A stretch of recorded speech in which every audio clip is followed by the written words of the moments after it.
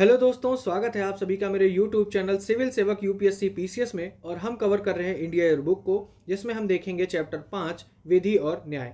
बाकी अगर आपने अभी पहले के चैप्टर नहीं देखे हैं तो प्लेलिस्ट से जाके उनको देख लीजिए, ठीक है। और अगर आपको सेशन पसंद आता है तो इसे प्लीज़ अपने दोस्तों के साथ शेयर कीजिए और लाइक कीजिए, साथ ही चैनल को सब्सक्राइब भी कीजिए। इसके अलावा इस सेशन की जो भी PDF है वो हमारे टेलीग्राम चैनल पर आपको मिल जाएगी। तो आइए देखते हैं चैप्टर नंबर 5 जो है विधि और न्याय। तो विधि और न्याय मंत्रालय भारत का सबसे पुराना अंग है, ठीक है। इंपॉर्टेंट चैप्टर है, याद रखिएगा। इसमें सुप्रीम कोर्ट देखेंगे, हाई कोर्ट देखेंगे और भी जो सारी चीज़ें हैं उनको देखेंगे। तो यह 1833 है। जो विधि और न्याय मंत्रालय कब से है? 1833 से है, जब ब्रिटिश संसद ने वर्ष 1833 में चार्टर अधिनियम बनाया था। आपने पढ़ा होगा अपने बेसिक में 1833 का चार्टर एक्ट, ठीक है। इस अधिनियम में पहली बार किसी एकल प्राधिकारी अर्थात गवर्नर जनरल इन काउंसिल को विधायी शक्तियां प्रदान की गई थी। इस प्राधिकार के नाते इंडियन काउंसिल एक्ट 1861 की धारा 22 के अंतर्गत उसे दी गई शक्ति के आधार पर गवर्नर जनरल इन काउंसिल ने वर्ष 1834 से 1920 तक देश के लिए कानून बनाए। फिर बाकी आगे छोड़ दीजिए, कोई काम का नहीं है, ठीक है। आगे क्या है?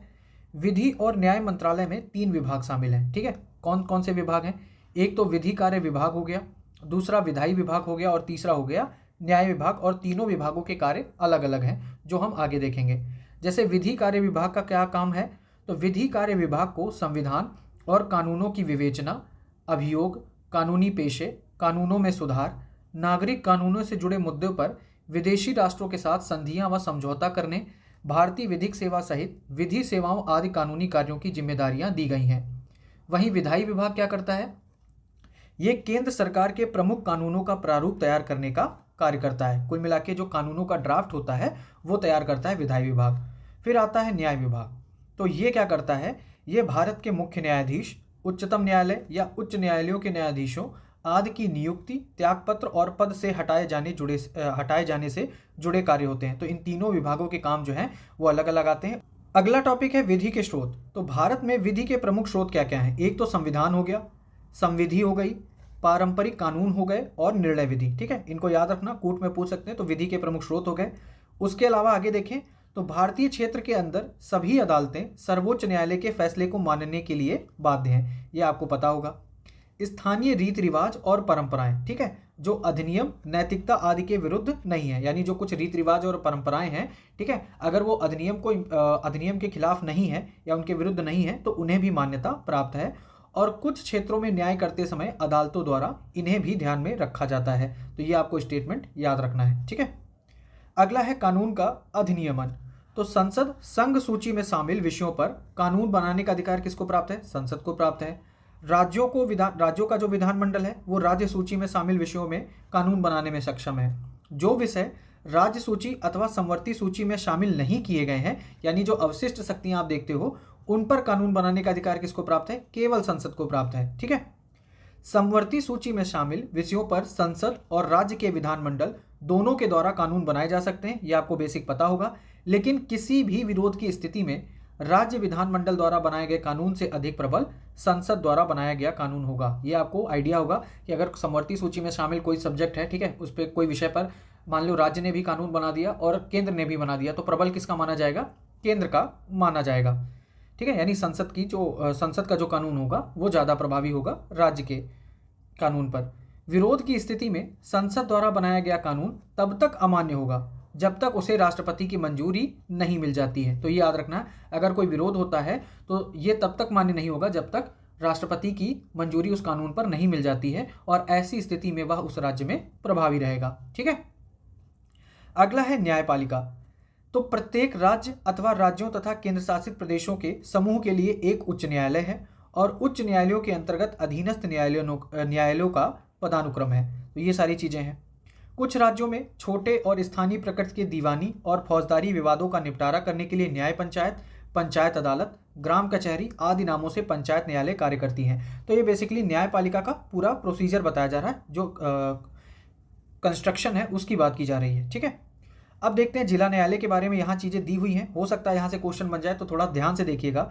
जिला न्यायालय जिले में उत्पन्न होने वाले दीवानी और फौजदारी मामलों में मूल पक्ष और अपील पक्ष दोनों पर अधिकार क्षेत्र का प्रयोग करता है। कौन सा? मूल पक्ष और अपील पक्ष दोनों पर अधिकार क्षेत्र का प्रयोग करता है।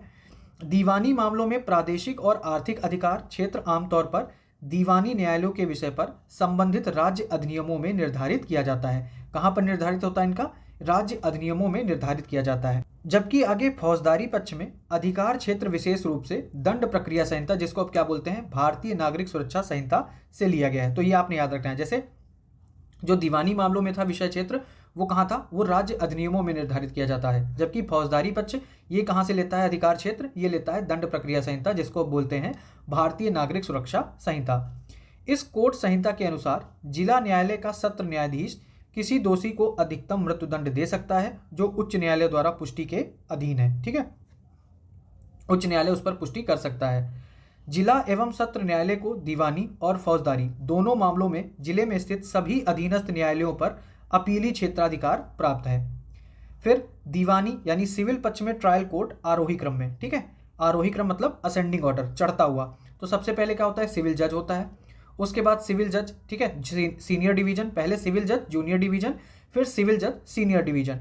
जबकि फौजदारी पक्ष में ट्रायल कोर्ट पदानुक्रम के आरोही क्रम में, इसमें भी असेंडिंग ऑर्डर में देखेंगे तो न्यायिक मजिस्ट्रेट द्वितीय श्रेणी, फिर न्यायिक मजिस्ट्रेट प्रथम श्रेणी और मुख्य न्यायिक मजिस्ट्रेट, ये होता है पदानुक्रम यहाँ पर। फौजदारी या दीवानी पक्ष के कुछ मामलों की सुनवाई जिला न्यायालय से कम न्यायालय द्वारा नहीं की जा सकती है। ठीक है, यानी जो फौजदारी या दीवानी पक्ष के कुछ मामले हैं उनकी जो सुनवाई होगी वो जिला न्यायालय से कम न्यायालय नहीं होने चाहिए। इससे ऐसे मामलों में जिला न्यायालय को मूल अधिकार क्षेत्र प्राप्त होता है। ठीक है, जिला न्यायालयों से जिलों में आने वाली अपील और संशोधन आदेश संबंधित राज्य के उच्च न्यायालय में आते हैं। यानी अगर जिला न्यायालय का कोई फैसला आया है उस पर अपील की जाती है तो वो कहाँ की जाएगी? राज्य के संबंधित उच्च न्यायालय में की जाएगी। ये सारी चीजें हो गई। अब बात करते हैं उच्चतम न्यायालय का बैकग्राउंड, यहाँ पर हम देखते हैं थोड़ा। तो ब्रिटिश शासनकाल के दौरान किंग इन काउंसिल, ठीक है, किंग इन काउंसिल अथवा प्रीवी काउंसिल जैसा कि इसे आमतौर पर कहा जाता था, भारत में न्यायालयों द्वारा दिए गए फैसलों और आदेशों के विरुद्ध अपीलों के लिए सर्वोच्च मंच था। ब्रिटिश काल में क्या था? प्रीवी काउंसिल था। 1833 में न्यायिक समिति अधिनियम लागू होने के बाद इसे प्रीवी काउंसिल की न्यायिक समिति कहा जाने लगा। भारत सरकार अधिनियम 1935 ने भारत में संघीय संविधान पेश किया, जिससे केंद्र और अन्य घटक इकाइयों के बीच अधिकारों का बंटवारा किया गया है। ठीक है, आगे देख लीजिए। 1949 से, ठीक है, 1949 से प्रीवी काउंसिल में अपीलों की व्यवस्था को पूरी तरीके से समाप्त कर दिया गया। कब किया गया है? 1949 से किया गया है। और अपीलीय न्याय करने का संपूर्ण अधिकार किसको दिया गया? संघीय न्यायालय में निहित कर दिया गया। ठीक है, तो ये सारी चीजें हो गई। फिर संविधान के अनुच्छेद 130 में कहा गया, ये क्वेश्चन यूपीएससी ने यहां से उठा के पूछा था। ठीक है, 2020 में यहां से लाइन पूछी गई थी, याद रखिएगा। संविधान के अनुच्छेद 130 क्या कहता है कि उच्चतम न्यायालय दिल्ली में या ऐसे अन्य स्थान या स्थानों पर बैठेगा जिसे भारत के मुख्य न्यायाधीश राष्ट्रपति के अनुमोदन से समय समय पर नियत करें। ठीक है, ऐसी ही लाइन पूछी थी, आर्टिकल 130, ये आपने याद रखना है। ठीक है, 2020 में यूपीएससी ने क्वेश्चन पूछा है यहाँ से। फिर आगे देखते हैं। संसद ने न्यायाधीशों की संख्या 1950 में 8 से बढ़ाकर 1956 में 11 कर दी। अब कितनी की है वो काम की नहीं है, अभी कितनी है? 2019 में 34, जो कि वर्तमान स्वीकृत संख्या कर दी है। ठीक है, अभी कितनी है? 34 है। आज न्यायाधीश 2 और 3 की पीठों में बैठते हैं और 5 या अधिक की बड़ी पीठों, यानी आपको ये पता होगा अगर संविधान से संबंधित कोई मामला है तो उसमें कितने जज बैठते हैं? उसमें 5 जजेस की पीठ बैठती। ठीक है, जिसको संविधान पीठ भी कहा जाता है। फिर भारत के उच्चतम न्यायालय में भारत के मुख्य न्यायाधीश और भारत के राष्ट्रपति द्वारा नियुक्त 33 अन्य न्यायाधीश शामिल हैं। लाइन बाय और शब्दों पर भी ध्यान दीजिएगा। ठीक है, जो कहा जा रहा है, उच्चतम न्यायालय के न्यायाधीश 65 वर्ष की आयु तक, ठीक है, 65 वर्ष की आयु प्राप्त करने पर सेवानिवृत्त होते हैं। कब रिटायरमेंट होता है? जब ये 65 वर्ष की आयु प्राप्त कर लेते हैं। वर्तमान मुख्य न्यायाधीश न्यायमूर्ति संजीव खन्ना भारत के 51वें मुख्य न्यायाधीश हैं, जिन्होंने 11 नवंबर 2024 को शपथ ली थी। तो याद रखना है कौन से नंबर के हैं? 51वें हैं। उच्चतम न्यायालय के न्यायाधीश के रूप में नियुक्ति के लिए पात्र होने के लिए व्यक्ति को क्या होना चाहिए? भारत का नागरिक होना चाहिए। तो यहाँ पर क्या दिया गया है? उच्चतम न्यायालय के न्यायाधीश की जो पात्रता है उसकी बात की जा रही है कि एक तो व्यक्ति को भारत का नागरिक होना चाहिए और कम से कम 5 वर्षों तक लगातार, ठीक है, शब्द पर ध्यान दीजिएगा, कम से कम 5 वर्षों तक लगातार किसी उच्च न्यायालय या 2 या अधिक ऐसे न्यायालयों के न्यायाधीश के रूप में कार्य किया हो। ठीक है, साथ ही कम से कम 10 वर्षों तक किसी उच्च न्यायालय, लगातार कई उच्च न्यायालयों का अधिवक्ता रहा हो या राष्ट्रपति की राय में उसे एक प्रतिष्ठित विधिवेत्ता होना चाहिए। तो ये कुल मिलाकर यहाँ पर पात्रता दी हुई है, ठीक है, आपने पढ़ी होंगी लक्ष्मीकांत में। संविधान विभिन्न तरीकों से उच्चतम न्यायालय के न्यायाधीशों की स्वतंत्रता सुनिश्चित करने का प्रयास करता है। उच्चतम न्यायालय के न्यायाधीश को संसद के प्रत्येक सदन में उस सदन की कुल सदस्य के बहुमत द्वारा, ठीक है, उस सदन की कुल सदस्यता, मतलब किसी सदन में जितनी कुल सदस्यता है उस सदन की कुल सदस्यता के बहुमत द्वारा समर्थित तथा उपस्थित और मतदान करने वाले सदस्यों के कम से कम 2/3 बहुमत द्वारा, कितना, 2/3 बहुमत द्वारा पारित अभिभाषण के पश्चात राष्ट्रपति के आदेश के बिना पद से नहीं हटाया जा सकता है। यह आपने याद रखना है कि उसमें राष्ट्रपति का आदेश भी होना चाहिए, है ना, कि राष्ट्रपति के आदेश के बिना पद से नहीं हटाया जा सकता है। एक तो ये प्रोसीजर होगा, ठीक है, उसके अलावा राष्ट्रपति का आदेश भी होगा। तथा कदाचार या अक्षमता के आधार पर ऐसे निष्कासन के लिए उसी सत्र में, ठीक है, मान लीजिए मानसून सत्र में अगर ये लाया गया है प्रस्ताव तो ये उसी सत्र में पूरा होना चाहिए। तो कदाचार या अक्षमता के आधार पर ऐसे निष्कासन के लिए उसी सत्र में राष्ट्रपति के समक्ष प्रस्तुत किया जाता है। उच्चतम न्यायालय का न्यायाधीश रह चुका कोई व्यक्ति भारत में किसी भी न्यायालय या किसी अन्य प्राधिकार के समक्ष वकालत करने से वंचित है। ये आपको लाइन याद रखनी है, ठीक है। अगर कोई उच्चतम न्यायालय का न्यायाधीश रह चुका है तो वो भारत के किसी भी न्यायालय या किसी अन्य प्राधिकार के समक्ष वकालत नहीं कर सकता है। उच्चतम न्यायालय के पास भारत सरकार और एक या अधिक राज्यों के बीच या भारत सरकार और किसी राज्य या राज्यों के बीच तथा दूसरी ओर एक या अधिक राज्यों के बीच या दो या अधिक राज्यों के बीच, मान लो एक तरफ भारत सरकार है, एक तरफ दो, मतलब दो या दो से अधिक राज्य हैं, एक तरफ फिर क्या है भारत सरकार और किसी राज्य से विवाद हो गया है, दूसरी तरफ और दूसरा क्या है एक या अधिक राज्यों के बीच या दो या अधिक राज्यों के बीच किसी भी विवाद के लिए मूल अपीली और सलाहकारी क्षेत्राधिकार मिला हुआ है। किसको मिला है ये मिला है उच्चतम न्यायालय को, ठीक है।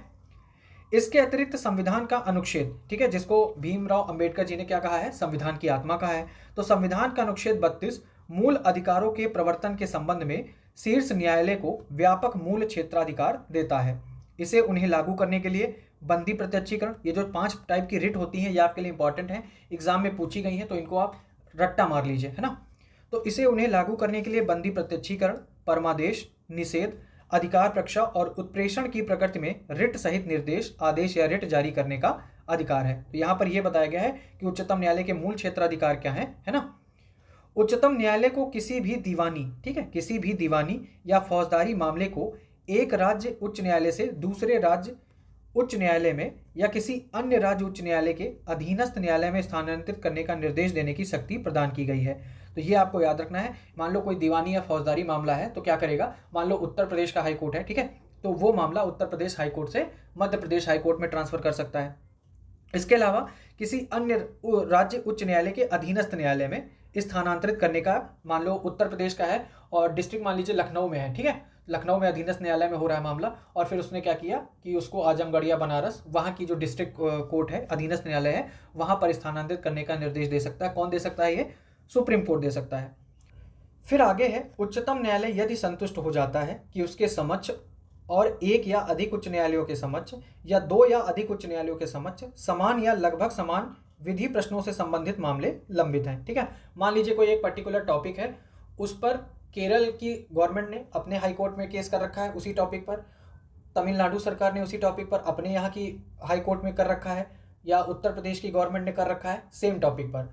तो अब क्या होगा, तो ये सुप्रीम कोर्ट क्या करेगा कि इन सभी मामलों को, मतलब जो राज्यों की हाई कोर्ट में है मामले और सेम टॉपिक है, तो उसको लगेगा कि ये महत्वपूर्ण प्रश्न है, तो वो उन हाई कोर्ट से वापस ले लेगा मुकदमा और कहेगा कि इसका निपटारा कौन करेगा, मैं इसका निपटारा करूंगा। तो ये यहाँ पर इसकी बात की गई है। उच्चतम न्यायालय नियम 2013 को संविधान के अनुच्छेद 145 के तहत सर्वोच्च संस्था की कार्यप्रणाली और प्रक्रिया को विनियमित करने के लिए तैयार किया गया है। 28 जनवरी 2024 को उच्चतम न्यायालय ने अपनी हीरक जयंती मनाई है। तो ये आपको याद रखना है, हीरक जयंती मतलब डायमंड जुबली मनाई है, ठीक है, तो ये आपको याद रखना है और इसके बारे में इस बार अच्छे से पढ़ना है। उच्चतम न्यायालय बेसिक अपनी लक्ष्मीकांत किताब से। आईसीटी का उपयोग, आईसीटी क्या होता है, सूचना और संचार प्रौद्योगिकी।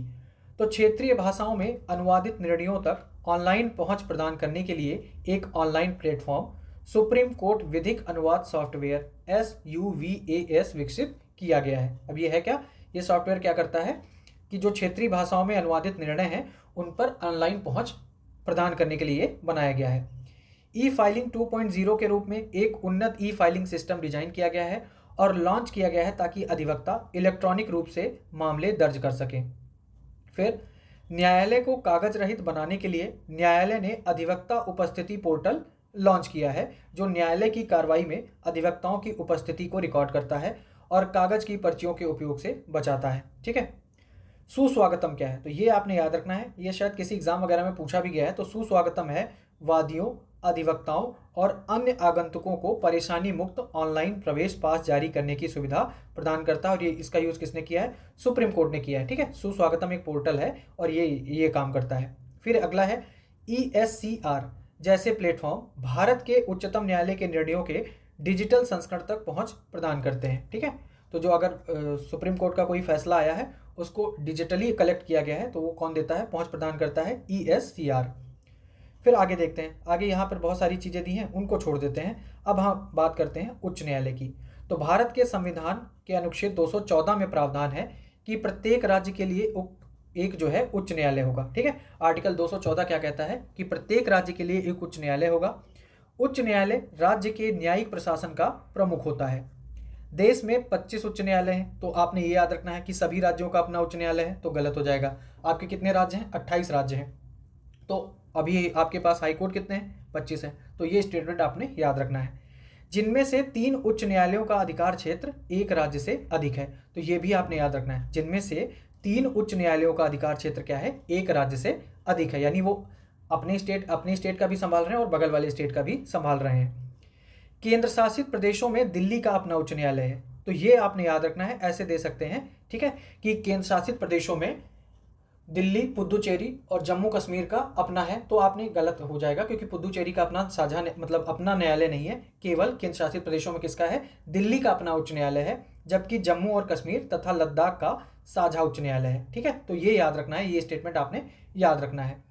प्रत्येक उच्च न्यायालय में एक मुख्य न्यायाधीश होता है और राष्ट्रपति द्वारा समय समय पर नियुक्त किए गए अन्य न्यायाधीश होते हैं। ये यहाँ पर बात की गई है। भारत के मुख्य न्यायाधीश और राज्य के राज्यपाल की सलाह से राष्ट्रपति उच्च न्यायालय के मुख्य न्यायाधीश की नियुक्ति करता है। तो ये आपको याद रखना है।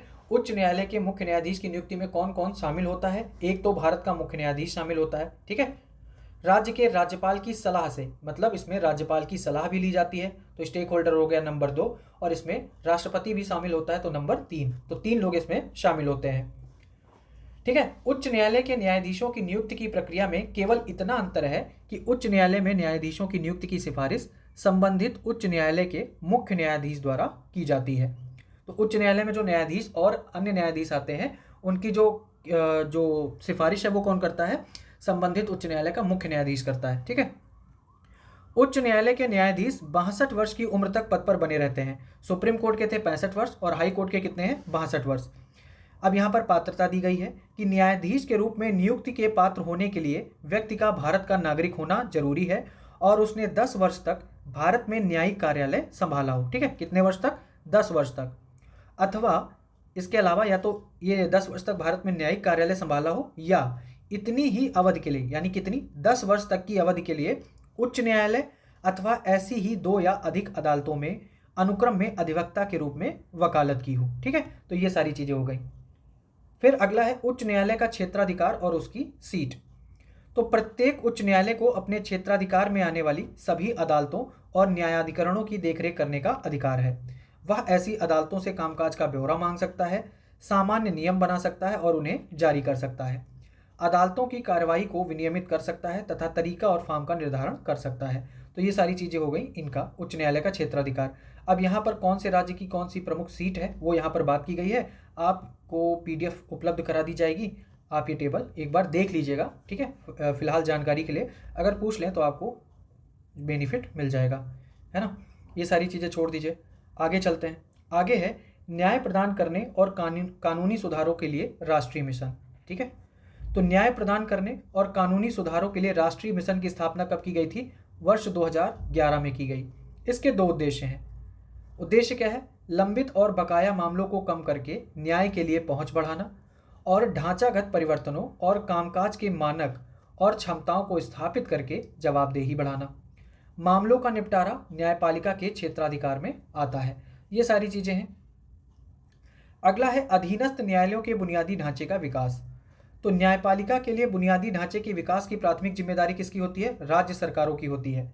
न्याय विभाग ने 1993 और 1994 से न्यायपालिका के लिए बुनियादी सुविधाओं के विकास के लिए केंद्र प्रायोजित योजना यानी CSS यानी सेंट्रल स्पॉन्सर्ड स्कीम का संचालन कर रहा है। इसमें न्यायालय भवनों का निर्माण और जिला तथा अधीनस्थ न्यायालयों के न्यायिक अधिकारियों के लिए आवासीय सुविधा शामिल है। वर्तमान में इस योजना के तहत जो फंड शेयरिंग पैटर्न है पूर्वोत्तर राज्यों के लिए और हिमालयी राज्यों के लिए कितना है? 90-10 यानी 90 केंद्र का होगा और 10 होगा राज्य का। जबकि अन्य राज्यों के संबंध में क्या है कि 60 होगा केंद्र का और 40 होगा राज्य का। और केंद्र शासित प्रदेशों को 100% सहायता दी जाती है। सेंट्रल स्पॉन्सर्ड स्कीम ऐसे ही समझिए, ठीक है। ये आपको इसमें केंद्र और राज्य का साझा होता है, ठीक है। और सेंट्रल सेक्टर की स्कीम मतलब इसमें जो पूरा खर्चा होगा वो कौन झेलेगा? वो केंद्र झेलेगा। तो ये सारी चीजें हैं। अगला टॉपिक है ग्राम न्यायालय। तो ग्राम न्यायालय अधिनियम, यूपीएससी ने यहां से भी क्वेश्चन पूछा है तो याद रखिएगा। ग्राम न्यायालय अधिनियम 2008 नागरिकों की पहुंच में न्याय प्रदान करने और मध्यवर्ती स्तर पर प्रत्येक पंचायत या निकटवर्ती पंचायतों के समूह के लिए ग्राम न्यायालय स्थापित करने के लिए अधिनियमित किया गया था। तो ग्राम न्यायालय किस अधिनियम के तहत आता है? ग्राम न्यायालय अधिनियम 2008 के तहत। ग्राम न्यायालय को प्रथम श्रेणी के न्यायिक मजिस्ट्रेट का न्यायालय माना जाता है, ठीक है, ये याद रखिएगा। प्रथम श्रेणी के न्यायिक मजिस्ट्रेट का न्यायालय माना जाता है ग्राम न्यायालय को। वे अनुसूचियों के अनुसार दीवानी और फौजदारी दोनों अधिकार क्षेत्र का प्रयोग करते हैं।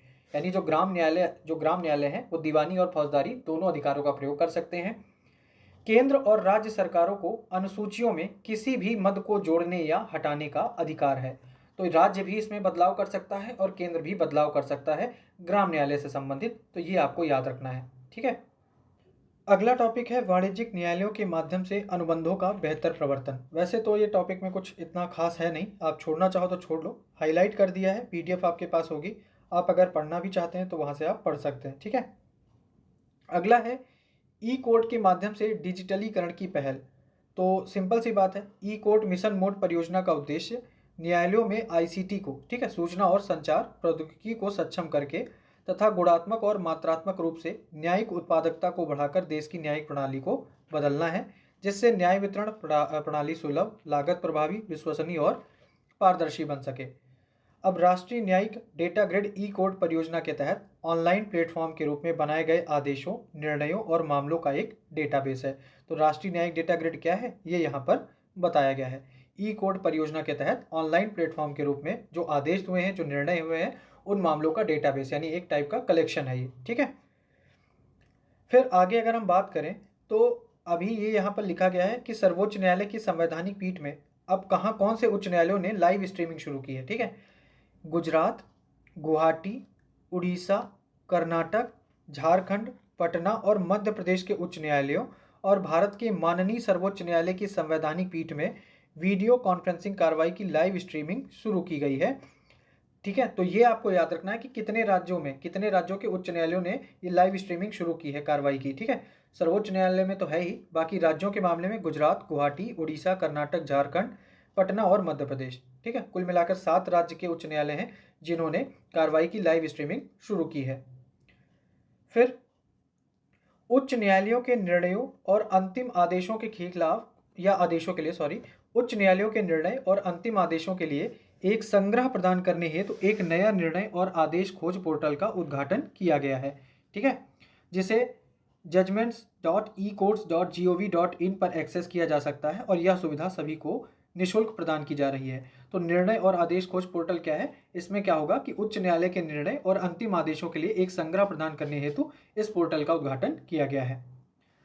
अगला टॉपिक है न्याय तक पहुंच, ठीक है। ये इतना छोड़ भी दीजिए तो भी आपको इतनी कोई दिक्कत होने वाली नहीं है।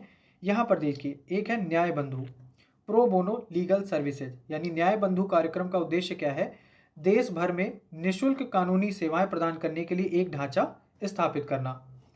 प्रो बोनो क्लब योजना योग्य कानून के छात्रों द्वारा प्रो बोनो अधिवक्ताओं को सहायता देने के लिए वर्ष 2020 में ये शुरू की गई थी, ताकि युवा एवं उभरते हुए अधिवक्ताओं में निस्वार्थ विधिक सेवा की भावना को जागृत किया जा सके। तो ये है न्याय बंधु, मतलब कुल मिला के निःशुल्क कानूनी सेवाएं प्रदान करने के लिए एक ढांचा स्थापित करता है।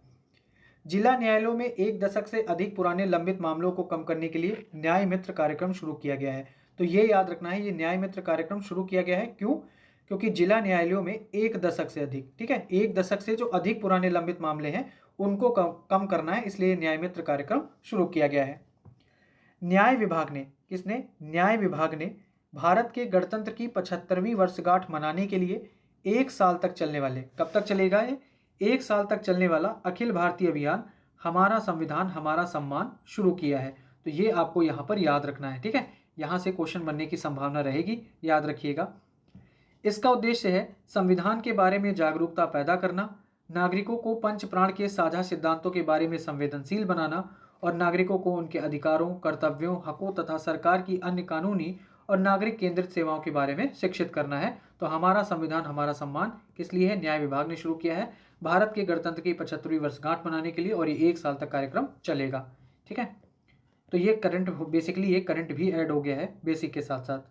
अगला है कुटुंब न्यायालय अधिनियम, या जिसको आप पढ़ते हो परिवार न्यायालय अधिनियम। तो परिवार न्यायालय अधिनियम 1984 के अनुसार विवाह और पारिवारिक मामलों से संबंधित विवादों और उनसे जुड़े मामलों के त्वरित निपटारे को बढ़ावा देने और सुनिश्चित करने के लिए राज्य केंद्र शासित प्रदेशों की सरकारों द्वारा अपने संबंधित उच्च न्यायालयों के परामर्शों से कुटुंब न्यायालयों की स्थापना की जाती है। तो ये आपको याद रखना है, जो पारिवारिक न्यायालय है इनकी स्थापना कौन करता है? राज्य सरकार करती है संबंधित उच्च न्यायालय से परामर्श करके, ठीक है, ये आपने याद रखना है। 14वें वित्त आयोग ने राज्यों में न्यायिक प्रणाली को मजबूत करने के लिए न्याय विभाग के प्रस्ताव का समर्थन किया है। अब उन्होंने किया है तो करने दीजिए। ये देखिए, अश्विनी कुमार उपाध्याय बनाम भारत संघ और अन्य WPC में भारत के उच्चतम न्यायालय की 1 नवंबर 2017 के निर्देश के अनुपालन में निर्वाचित सांसदों और विधायकों, ठीक है, ये जो मामला है अश्विनी कुमार उपाध्याय बनाम भारत संघ, इस मामले में क्या हुआ है कि सुप्रीम कोर्ट ने निर्वाचित सांसदों विधायकों से संबंधित आपराधिक मामलों के त्वरित सुनवाई के लिए 12 विशेष न्यायालयों का गठन किया गया था, ठीक है, इस मामले में ऐसा काम किया गया है। अगला है विधि कार्य विभाग।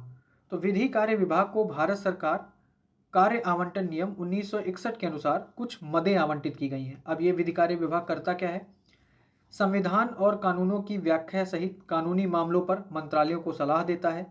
उच्च न्यायालयों और अधीनस्थ न्यायालयों में भारत संघ की ओर से उपस्थित होने के लिए वकील की नियुक्ति करता है, जहां भारत संघ एक पक्ष है, ठीक है। भारत के अटॉर्नी जनरल, भारत के सॉलिसिटर जनरल और राज्यों के अन्य केंद्रीय सरकार विधि अधिकारी जिनकी सेवाएं भारत सरकार के मंत्रालयों द्वारा साझा की जाती हैं, तो ये सारी चीज़ों में ये काम करता है। इसके अलावा है भारतीय विधिक सेवा, सिविल कानून के मामलों में विदेशों के साथ संधियां और समझौते, उच्चतम न्यायालय के समक्ष वकालत करने के हकदार व्यक्ति और भारत के संविधान के अनुच्छेद 143 के तहत उच्चतम न्यायालय को निर्देश और आयकर अपीली न्यायाधिकरण, विदेशी मुद्रा के लिए अपीली न्यायाधिकरण, ये सारे ये मदें हैं, ठीक है, ये इनकी मदें इनको आवंटित की गई हैं। ये आपको पढ़ लेनी है एक बार, बहुत सारी मदें दी हैं इसलिए यहाँ पर सारी चीज़ें कवर नहीं की गई हैं। तो अगर आप एक बार पढ़ लोगे तो आइडिया हो जाएगा, क्योंकि अप्लाइड पार्ट उसको अटेम्प्ट करना आपके लिए आसान होगा। मान लो ये चारों चीज़ें दी होंगी, ऐसे ही दिया होगा तो आप 1 2 3 4 सीधा चारों मार दो तो आपका आंसर सही हो जाएगा। तो वहाँ पर ऐसे भी खेलना है, हर चीज़ याद नहीं रखी जा सकती, ठीक है। फिर है विधिक सूचना प्रबंधन और ब्रीफिंग प्रणाली। अब इसको क्या पढ़ते हैं? हमने लिम्स पढ़ा है। लिम्स अगर आपने पढ़ा होगा, ठीक है, बेसिक में, तो याद रखिएगा, अदरवाइज यहाँ देख लीजिए। तो विधिक सूचना प्रबंधन और ब्रीफिंग प्रणाली, जिसको लिम्स बोलते हैं, उन सभी अदालती मामलों की निगरानी के लिए एक वेब आधारित एप्लीकेशन है। क्या है ये? वेब आधारित एप्लीकेशन है, जहां भारत संघ एक पक्ष है। तो लिम्स शुरू कब हुआ था? ये 2016 में शुरू हुआ था और तभी से यह एप्लीकेशन विधि और न्याय मंत्रालय के विधि कार्य विभाग की देखरेख में कार्य कर रहा है। 24 घंटे 7 दिन उपलब्ध है। लिम्स उन्नत डेटा एनालिटिक्स से सक्षम है। इसमें वाणिज्यिक विवादों के समाधान के लिए प्रशासनिक तंत्र से संबंधित मामलों को दर्ज करने और निगरानी करने के लिए एक अलग डोमेन है, ठीक है। फिर लिम्स मंत्रालयों विभागों द्वारा अदालती मामलों की निगरानी में सुधार लाने के उत्प्रेरक के रूप में कार्य करता है। तो अगर आपने PYQ थोड़ा सा भी मतलब देखा होगा तो उसमें जिसमें लगभग 2 ऑप्शन होते हैं, 2 स्टेटमेंट दिए होंगे, अगर उसमें आ जाए कि दोनों सही हैं तो आप एक चीज़ पाओगे कि उनकी जो लैंग्वेज है वो बहुत ईजिली रही। अगर उसमें कोई फैक्ट वाला पोर्शन नहीं आता है तो उनको पढ़ के आप आराम से सी मार सकते हो, ठीक है। जैसे मान लीजिए आ जाए कि लिम्स उन्नत डेटा एनालिटिक्स से सक्षम है, यही वाणिज्यिक विवादों के समाधान के लिए, पूरी लाइन उठा के यहाँ से रख दी, एक यहाँ से रख दी, तो आपको ये पढ़ने में सहजता लग रही कि हाँ अच्छा ये इसलिए किया गया होगा, तो आप आराम से सी मार सकते हो, ठीक है। पर वो पढ़ने के बाद ही समझ आएगा और थोड़ा प्रैक्टिस से समझ आएगी चीज़ें। वैकल्पिक विवाद समाधान, ठीक है। विवाद समाधान का पारंपरिक तरीका यानी मुकदमेबाजी एक लंबी प्रक्रिया है जिससे न्याय मिलने में अनावश्यक देरी होती है। तो सुलह और मध्यस्थता जैसे एडीआर तंत्र महत्वपूर्ण हो जाते हैं। कुल मिला के यही इसमें बात की गई है। आयकर अपीलीय न्यायाधिकरण, तो कुल मिला के इसमें क्या होगा, आयकर अपीलीय न्यायाधिकरण सबसे पुराने न्यायाधिकरणों में से एक है, ठीक है, जिसकी स्थापना आयकर अधिनियम 1961 की धारा 252 के तहत प्रत्यक्ष करों के सभी मामलों में दूसरी अपीलों और प्रशासनिक आयुक्तों के संशोधन आदेशों के साथ साथ आयकर अधिनियम 1961 की धारा के पंजीकरण से इनकार करने वाले आदेशों के खिलाफ अपील करने के लिए की गई थी। बेसिकली आपने याद रखना है, जो आयकर अपीलीय न्यायाधिकरण है इसकी स्थापना आयकर अधिनियम 1961 के अंतर्गत की गई है, ठीक है। यह आयकर, संपत्ति कर, उपहार कर से संबंधित मामलों में अंतिम तथ्य खोज प्राधिकरण के रूप में कार्य करता है। मतलब इन मामलों से संबंधित ये एक प्राधिकरण के रूप में कार्य करता है। ITAT द्वारा पारित आदेश अंतिम है, यानी जो आयकर अपीलीय न्यायाधिकरण है इसके द्वारा जो आदेश पारित होता है वो अंतिम है। उच्च न्यायालय में अपील तभी की जा सकती है जब निर्धारण के लिए कानून का कोई महत्वपूर्ण प्रश्न उठता हो, ठीक है। अगर कोई उसमें कानून का मामला है तो उसमें उच्च न्यायालय में अपील की जा सकती है, अदरवाइज अगर न्यायाधिकरण ने दे दिया आदेश तो वो अंतिम होगा। फिर बात करते हैं भारत का विधि आयोग। ये आपका करंट अफेयर्स है, ठीक है।